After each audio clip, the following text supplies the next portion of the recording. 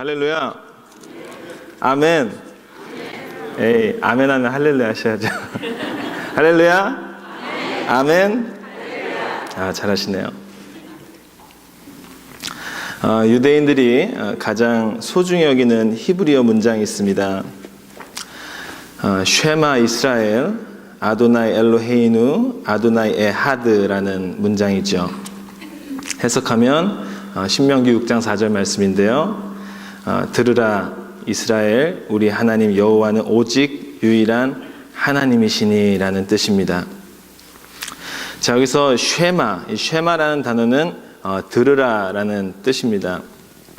하나님의 말씀을 무조건 들으라는 강한 명령의 단어죠. 그러지 쉐마는 하나님을 유일한 하나님으로 믿는 이 유대인들에게는 가장 핵심되는 단어일 수 있습니다. 동시에 그들의 민족의 정체성을 나타내는 단어고 그 문장이죠.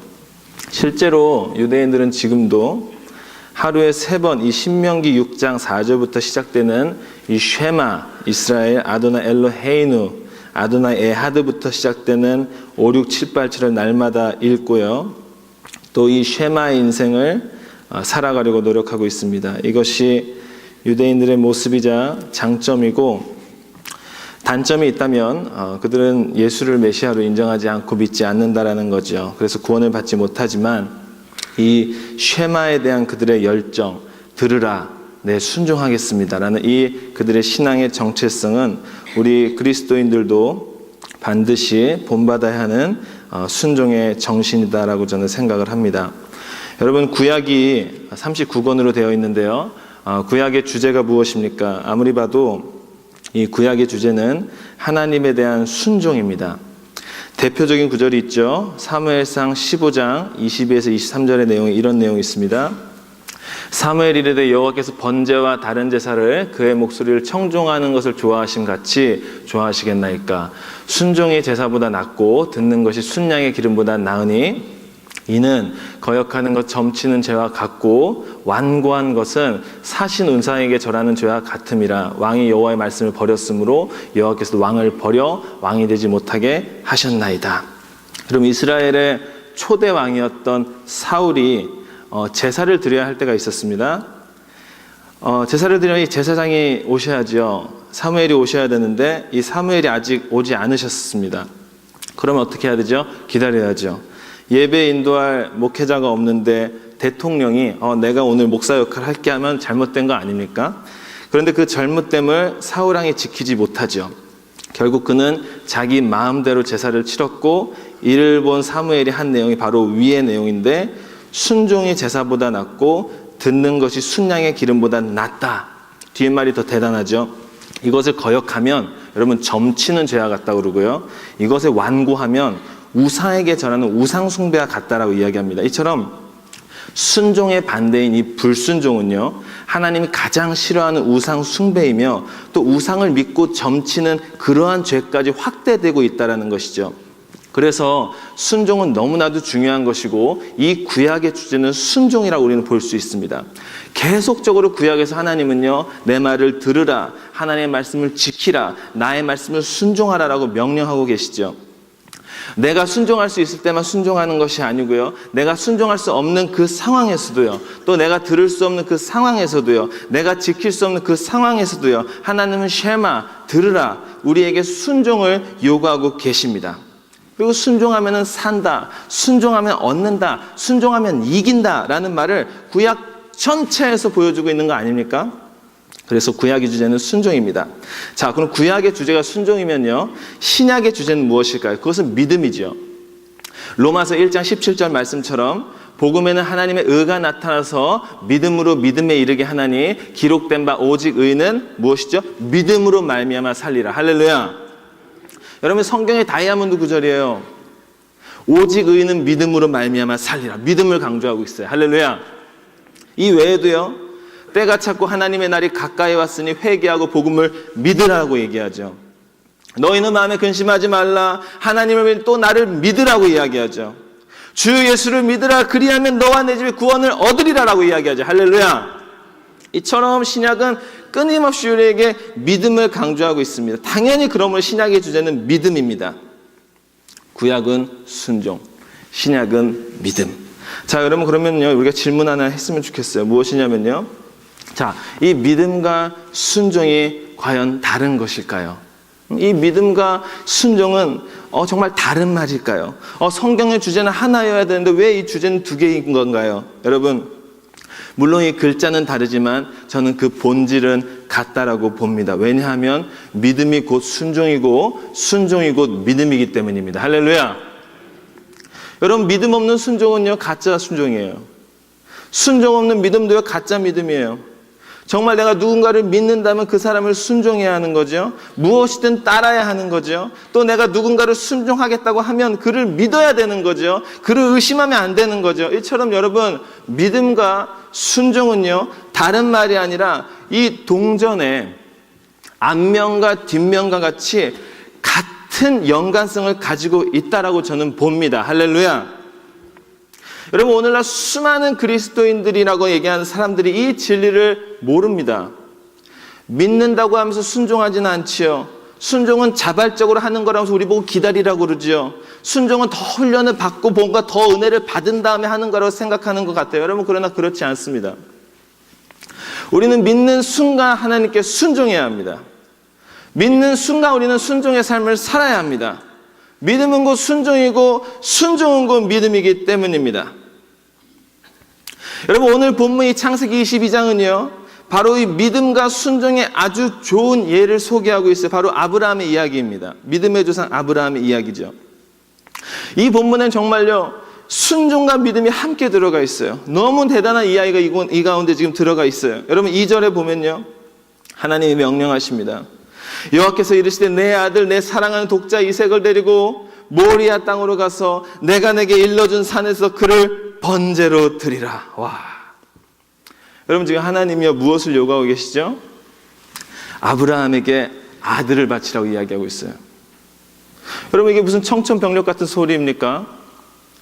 주님 지금 농담하시는 건가요? 아니, 독자 이삭, 네가 제일 사랑하는 이삭, 그 아들을 내게 번제로 바쳐라. 그럼 이게 말이 됩니까? 여러분, 이삭이 어떻게 나온 아들이죠? 아브라함이 100세 때 낳은 아들이에요. 눈에 넣어도 안 아픈 자식이에요. 너무 귀한 자식이에요. 정말 사랑하는 자식이죠. 그런데 그 자식을, 그 자녀를 어떻게 번제로 태워서 하나님께 드리라는 거예요. 정말 무심하게 짝이 없는 하나님이시죠. 그런데 여러분, 이 말을 듣고요, 믿음의 조상이라고 하는 이 아브라함이 어떻게 했을까요? 여러분, 순종합니다. 3절을 보시죠. 아브라함이 아침에 일찍 일어나, 여러분 지체하지 않았어요. 아침에 일찍 일어났어요. 그리고 일어나 나귀의 안장을 지우고 두 종과 그의 아들 이삭을 데리고 번제에 쓸 나무를 쪼개가지고 떠나서 하나님이 자기에게 일러주신 곳으로 갔다라고 기록하고 있습니다. 그리고 9절 10절에 보니까 어떻게 합니까? 9절 말씀에 하나님이 그에게 일러주신 곳에 이른지라. 이에 아브라함이 그곳에 제단을 쌓고 나무를 버리고 그의 아들 이삭을 어떻게 해요? 결박하죠. 제단 나무 위에 놓지요. 10절 말씀에 뭐라고 되어 있습니까? 여러분, 끔찍해서 읽을 수도 없어요. 그러나 손을 내밀어 칼을 잡고 그 아들을 어떻게 잡으려 했어요. 여러분, 이거 아버지로서 할 수 없는 일 아닙니까? 하지만 아브라함은 그 일을 합니다. 칼을 듭니다. 여러분, 칼을 드는 순간 벌써 그는 아들을 죽인 겁니다. 믿음의 사람이라고 하는 이 아브라함은 정말 상식 이상의 순종을 하는 장면을 볼 수 있습니다. 그리고 그렇게 아들을 진짜 잡으려고 하는데 그 순간 하나님이 나타나서 말씀하시죠. 11절 12절 말씀입니다. 우리 다 같이 한번 읽어보겠습니다. 시작. 여호와의 사자가 하늘에서부터 그를 불러 이르시되 아브라함아 아브라함아 하시는지라. 아브라함이 이르되 내가 여기 있나이다 하매 사자가 이르시되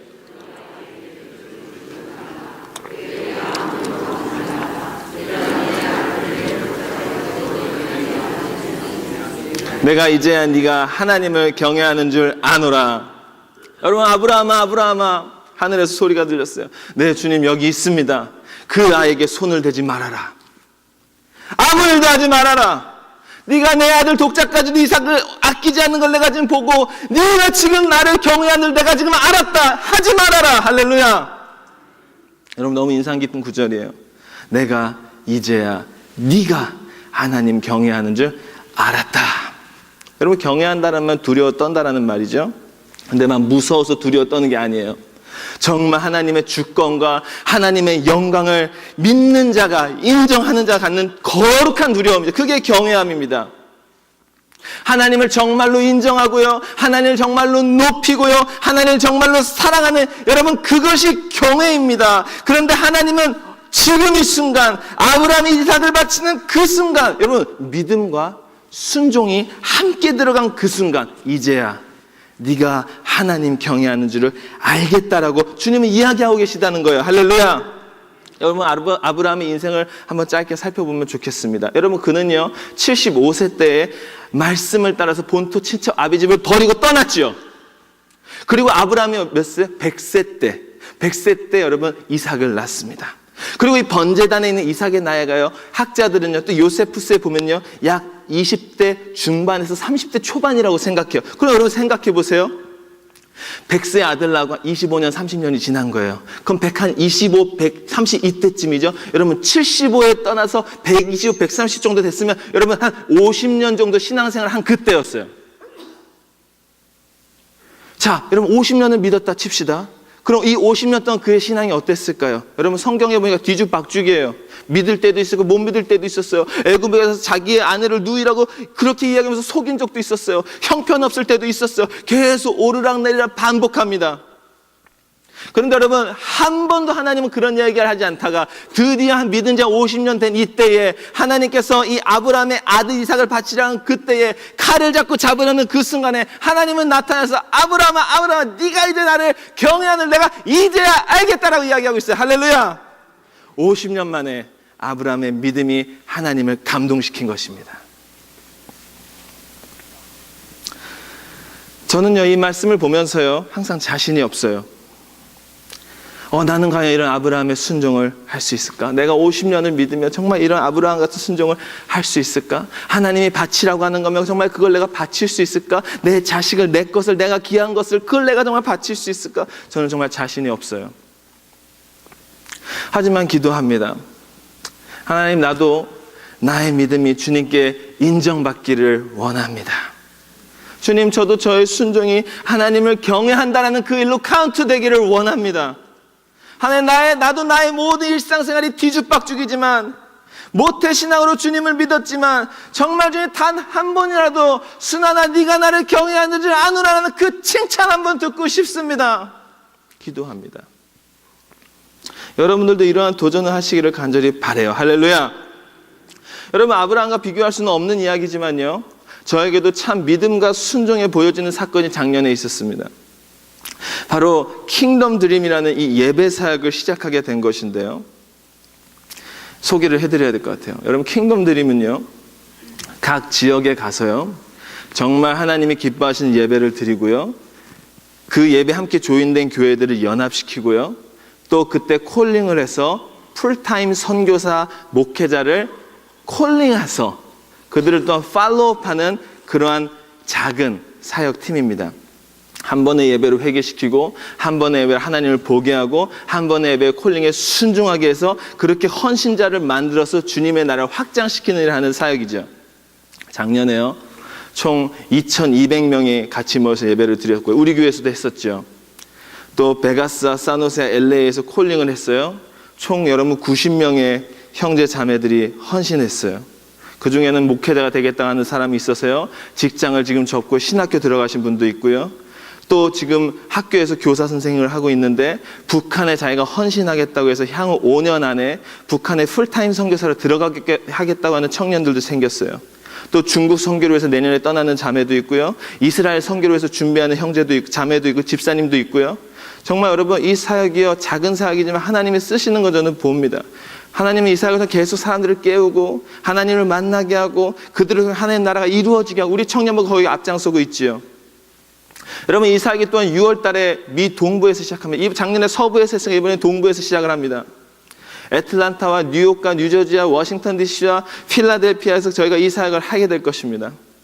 저희가 기도하는 건요, 작년엔 90명 나왔지만 이번에는 각 도시에서 100명씩 나오기를 기도하고 있어요. 500명 이상의 하나님 나라의 헌신자들이 나와서요, 정말 주님의 나라가 확장되는 거 주님 보고 싶다는 기도를 하고 있습니다. 여러분도 이것을 위해 기도해 주실 부탁을 드립니다. 여러분, 제가 이 사역을 섬기면서 여러분 사역이 그냥 됩니까? 재정이 필요하죠. 근데 여러분, 우리가 정말 무모하게 갔어요. 정말 무모하게 순종하며 갔어요. 그때 하나님께서 정말 감동하시는 것을 많이 보았습니다. 한 번은요, 한 10,000불이 필요했어요. 스태프들 다 젊은 사람들이에요. 많지도 않아요. 저녁 먹을 돈도 없는데 10,000불이 어디 있어요? 제가 아이디어를 냈어요. 좋은 아이디어가 있다. 무엇일까? 내 차를 팔자. 그래서 제가 와이프 내 차를 판다. 와이프 아무 말 안 해요. 딱 팔려고 하는데 갑자기 한국에서 어떤 교수님이 자기가 이 사역에 헌신하게 해서 유튜브를 통해 이 사역을 받던 10,000불을 헌금했어요. 그걸로 끝나지 않아 또 10,000불이 필요했어요.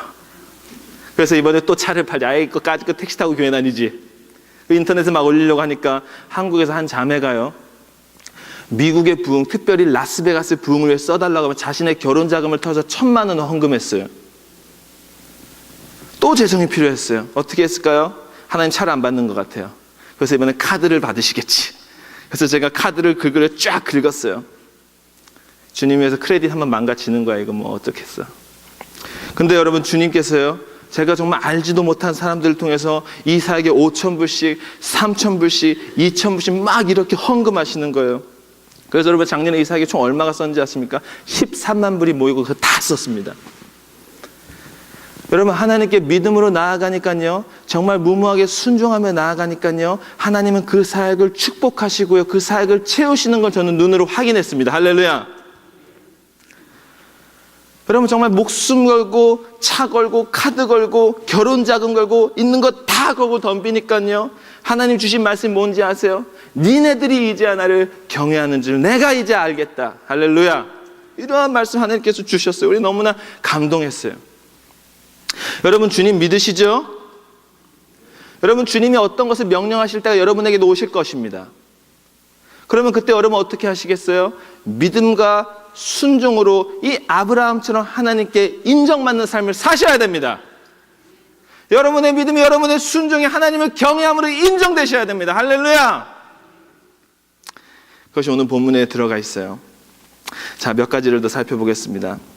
자, 첫 번째는요, 우리가 이것을 또 한번 살펴봤으면 좋겠어요. 여러분, 과연 이 아브라함이 사랑하는 독자 이삭을 어떻게 바칠 수 있었을까? 여러분, 아버지가 돼서 그 아들을 바치라는 그 말에, 그 무서운 말에 어떻게 이것을 순종할 수 있었을까? 저는 그것이 5절 말씀을 통해서 우리가 확인할 수 있다고 봅니다. 여러분, 5절 말씀 보지요?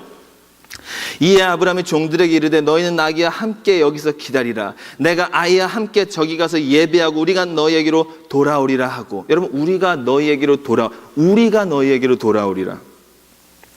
여러분, 아브라함은 혼자 돌아가겠다는 이야기를 하고 있지 않습니다.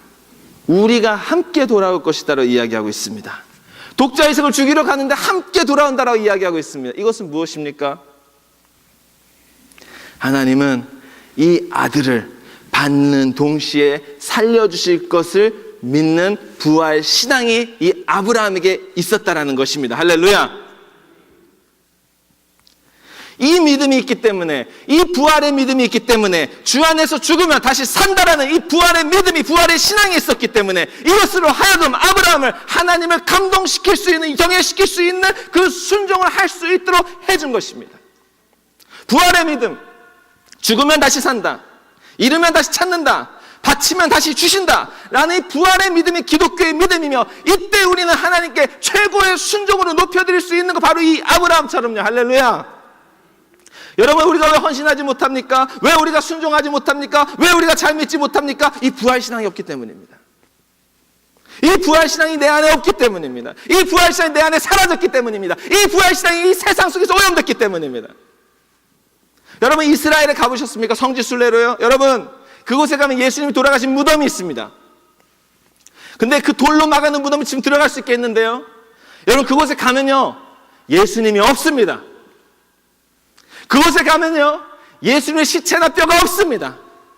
그곳에 가면 예수님의 장사진했던 그 세마포도 없습니다. 예수님이 죽어서 묻혀있는 그 어떤 흔적도 거기서 볼 수 없습니다. 왜요? 부활하셨기 때문입니다. 기독교는 부활의 종교, 부활의 진리, 부활의 생명입니다. 그런데 왜 그 부활의 주님을 믿으면서 왜 우리는 부활의 신앙이 없는 것입니까?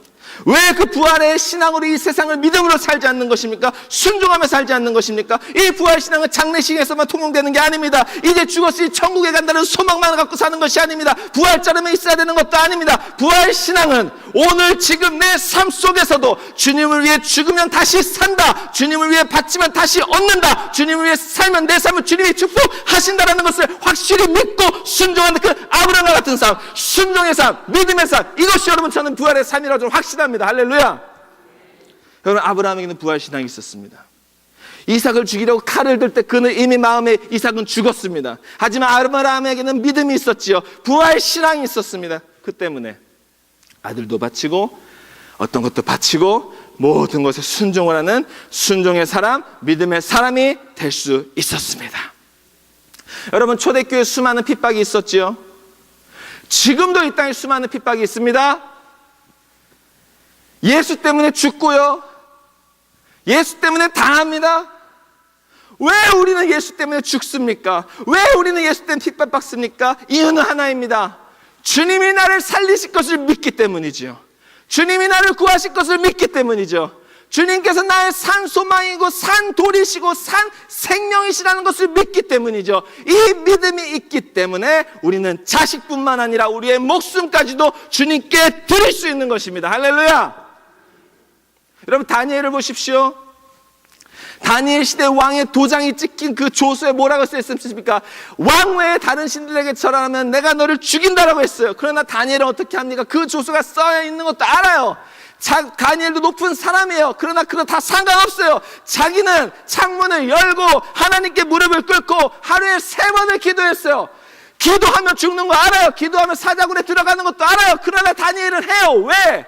하나님이 나를 다시 살려주실 것을 믿기 때문이에요. 할렐루야.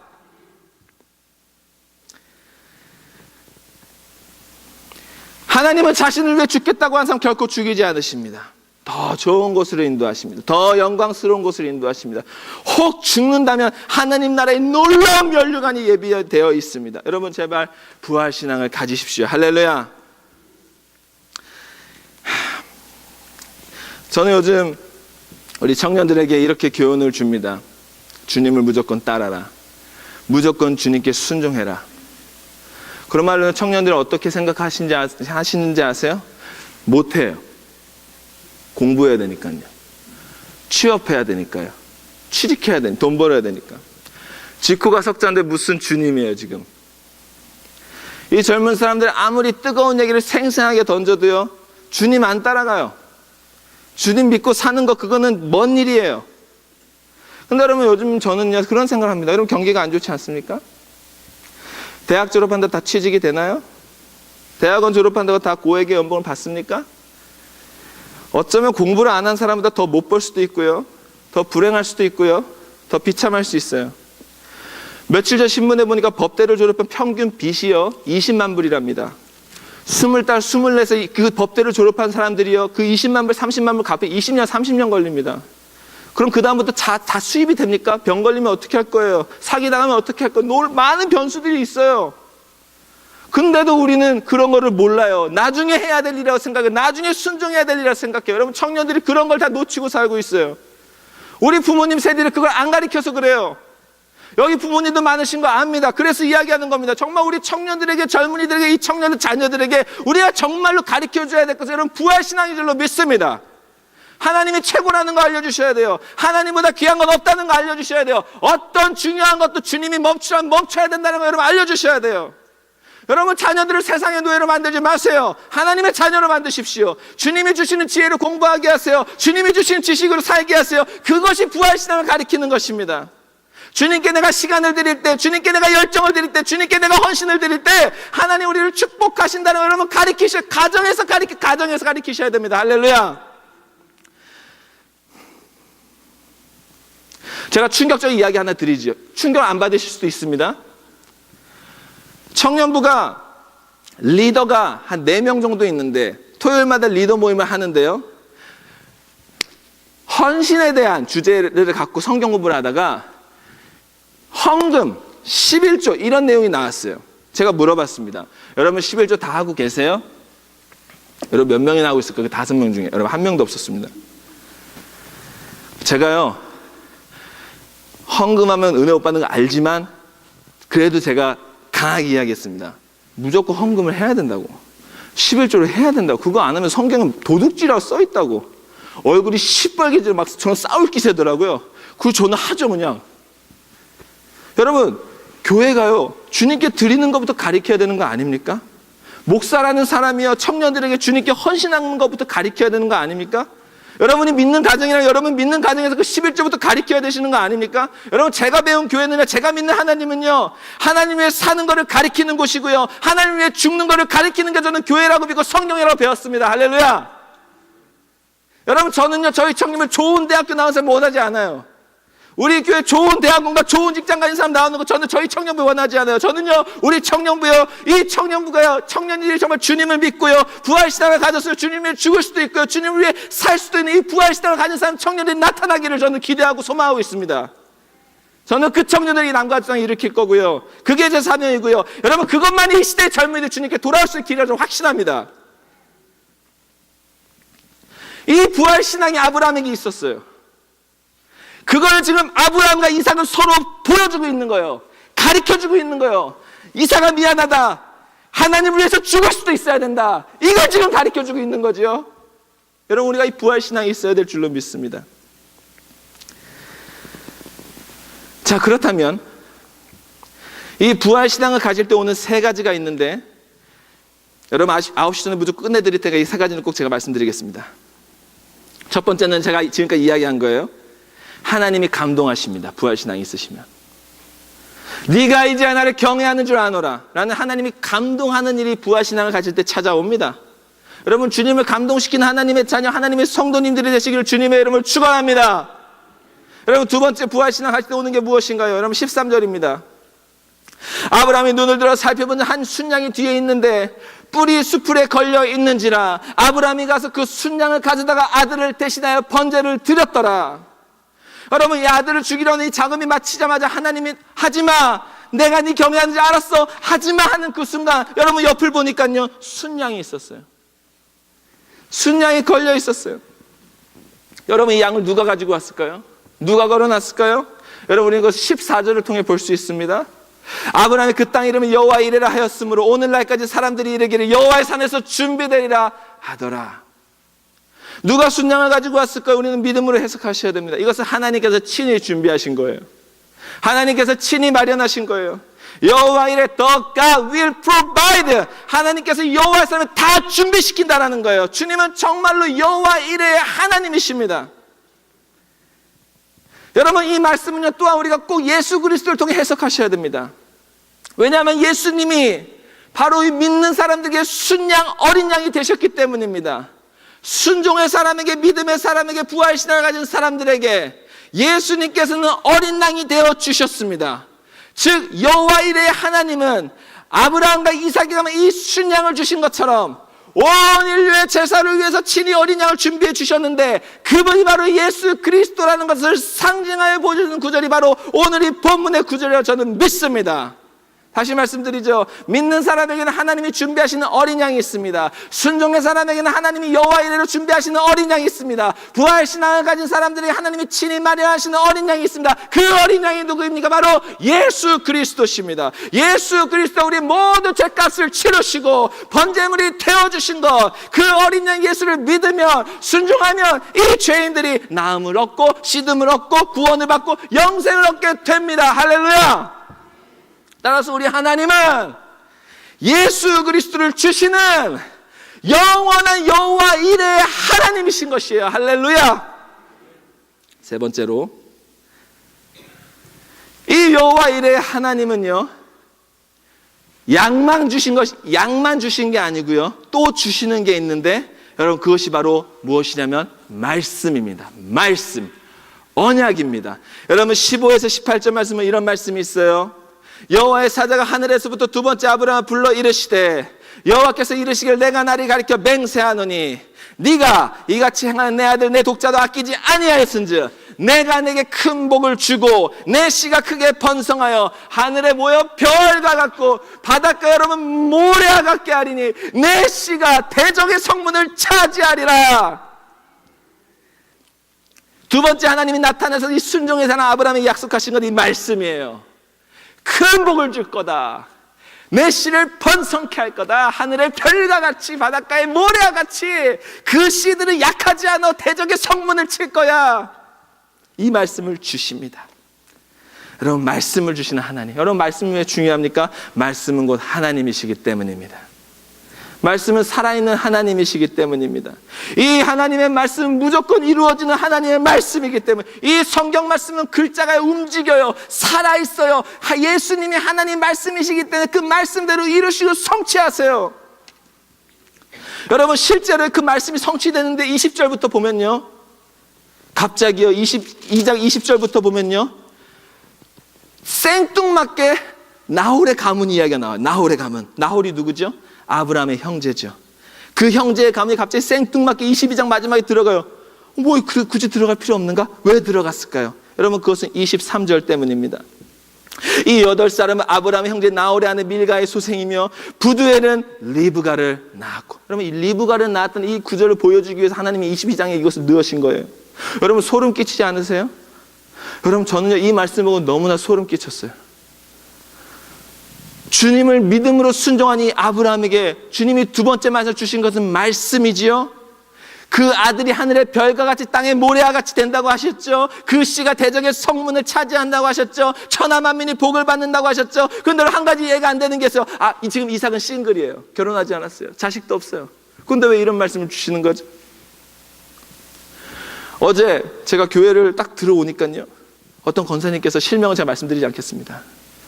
저보고 나이가 어떻게 되시냐 물어보시더라고요. 그래서 제가 몇 살이라고 얘기하니까요, 더 젊게 보였다고 이렇게 얘기하면서 딱 보니까 분위기가 그거예요. 그래서 제가 이 딸이 있다니까 놀라시더라고요. 여러분, 지금 제가 제 자랑하는 겁니다. 여러분, 저는 자식이 있어요. 그 자식이요, 저는 정말 번성했으면 좋겠어요.